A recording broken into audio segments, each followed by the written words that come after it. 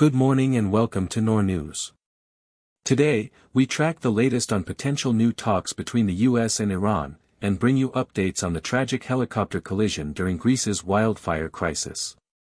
We begin now with the shifting political landscape surrounding Donald Trump's cabinet appointments. Former US President Donald Trump has suggested that new negotiations with Iran could begin as early as Monday. The proposal comes amid ongoing regional volatility, though Tehran has yet to issue an official response or confirm that any such diplomatic engagement is imminent. The suggestion follows a series of public statements from Mr. Trump asserting that a negotiated end to the current conflict is nearing, despite a recurring pattern where hostilities have resumed shortly after similar claims were made. According to reporting from the BBC and Al Jazeera, the lack of a formal acknowledgement from Iranian officials leaves the status of these potential talks uncertain. Analysts note that previous cycles of rhetoric regarding de-escalation have frequently been punctuated by renewed military strikes, casting doubt on the viability of a breakthrough in the immediate term. While the former president maintains that a resolution is within reach, international observers remain cautious, citing the absence of verified back-channel communications or a structured framework for these proposed discussions. As of this hour, the diplomatic landscape remains unchanged, with no evidence of preparations for a high-level meeting on the timeline suggested by the former president. We continue to monitor official channels in Tehran for any indication of a shift in policy. Acting Attorney General Blanche has formally rescinded a controversial $1.8 billion fund intended to compensate political allies of President Donald Trump. According to the Saudi Gazette, the order was issued late Sunday following significant pressure from Senate Republicans, who had threatened to block Blanche's nomination for the permanent Attorney General position over the deal. The fund, previously labeled an anti-weaponization initiative, had faced intense scrutiny regarding its purpose and potential impact on Justice Department operations. In a statement posted to social media, Blanche noted that his team has engaged in extensive discussions with committee members over the past several weeks to address outstanding concerns. He characterized these interactions as good faith negotiations, leading to the formal withdrawal of the May IRS settlement plan. A spokesperson for Texas Senator John Cornyn, one of the key lawmakers who had held up the nomination, confirmed the reversal. The move comes just ahead of a critical confirmation vote scheduled for Tuesday in the Senate Judiciary Committee. While Senator Cornyn's office acknowledged the resolution, North Carolina Senator Thom Tillis, who also expressed reservations, has not yet provided an official comment. Blanche, currently serving as the acting head of the Justice Department, remains under close observation as the confirmation process moves forward. Two firefighting helicopters have collided in Greece as emergency crews struggle to contain a massive wildfire raging northwest of Athens.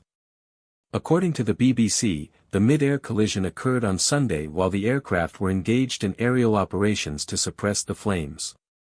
The wildfire has already caused significant destruction, with reports confirming that more than 100 homes have been razed by the blaze. The incident comes as Greece faces an exceptionally challenging fire season, with extreme weather conditions complicating containment efforts across the region. In a separate development, authorities in Hungary have taken the precautionary measure of shutting down a nuclear power plant as a fresh blaze broke out nearby, forcing immediate evacuations in the surrounding area. The dual crises highlight the escalating threat posed by wildfires across Europe, as emergency services remain stretched to their limits. Officials are currently assessing the extent of the damage caused by the helicopter collision, while ground crews continue to battle the encroaching flames in both nations. As the situation remains fluid, international observers are monitoring the impact of these fires on critical infrastructure and residential safety. Further updates on the status of the affected regions are expected as local authorities coordinate their ongoing response efforts. Cuba is grappling with a total collapse of its national power grid, marking the latest in a series of widespread electrical failures across the island. According to Al Jazeera, the state-owned grid operator confirmed that the system went offline late Sunday, plunging the country into darkness once again.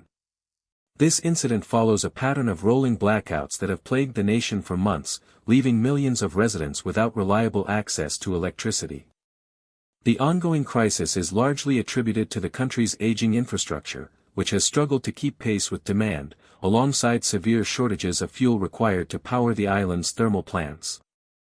The government has been working to restore service in stages, but the fragility of the network remains a significant concern for authorities and the public alike. As the grid remains unstable, officials have yet to provide a definitive timeline for a full, permanent recovery of the electrical system.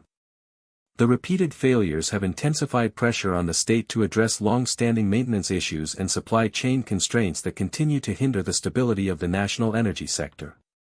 As of now, emergency protocols remain in effect while technicians attempt to stabilize the system amid these recurring, critical infrastructure challenges. At least 14 people have been killed and nearly 24 others injured following a suicide bombing at a peace rally in northwestern Pakistan.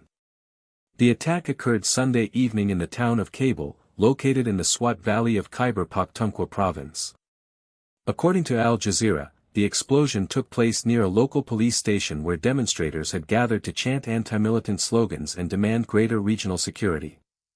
District Police Chief Omar Khan reported that the assailant, identified as Umar, detonated his explosives after police personnel attempted to intercept and search him at the station's entrance. Among the fatalities are several police officers who were present at the scene. Witnesses at the rally had been calling on the state to take more decisive action against militant groups, citing years of instability that have devastated the region and left residents living in fear. Bilal Faizi, a spokesperson for the emergency services, confirmed the rising casualty count as rescue operations concluded. Authorities have cordoned off the area to conduct a forensic investigation into the security breach. The incident highlights the ongoing challenges regarding militancy in the region, as local activists continue to press the government for stronger protections and a definitive end to the cycle of violence. Violent clashes between security forces and protesters in Pakistan-administered Kashmir have left families mourning, with reports of fatalities emerging from the city of Rawalakot. According to the BBC, which gained unique access to the region, the unrest has gripped the area as demonstrators take to the streets to demand justice and economic relief. One grieving parent told the BBC that their only son was killed while standing up for these causes, highlighting the human cost of the ongoing confrontation. The situation remains tense, with security forces maintaining a heavy presence in response to the widespread civil disobedience. Local authorities have faced significant pressure as the protests, which began over grievances regarding utility costs and governance, have escalated into direct confrontations. While the regional administration has called for calm, the BBC reports that residents continue to voice deep-seated frustrations, leading to further instability in the territory. The account from Rawalakot provides a rare, first-hand look at the volatility currently defining the region, as families grapple with the loss of loved ones amidst the crackdown. International observers are monitoring the situation closely, noting the potential for further escalation if the underlying demands of the protesters remain unaddressed by the local and federal authorities. 2 crew members have been killed after 2 firefighting helicopters collided during an aerial operation in Greece. According to the BBC, the incident occurred as the aircraft were engaged in efforts to contain wildfires spreading across the region. Authorities have confirmed that 1 Danish national and 1 Greek national lost their lives in the crash. 2 other individuals, identified as a British pilot and a second Greek crew member, survived the collision and have been transported for medical evaluation. The incident highlights the extreme conditions currently faced by emergency responders as they battle intense heat and challenging terrain to bring the ongoing wildfires under control. The Greek government has launched a formal investigation into the circumstances surrounding the collision to determine the exact cause of the accident. While the identities of the victims have not been publicly released pending notification of their families, officials have expressed their condolences to those affected by the tragedy. The firefighting mission remains a critical priority for the nation, with international support continuing to bolster local efforts on the ground and in the air. Further updates regarding the investigation and the condition of the survivors are expected as authorities process the scene of the crash. Thank you for joining us for this verified look at today's global headlines. We remain committed to bringing you the facts as they unfold. NoorNews, verified before published.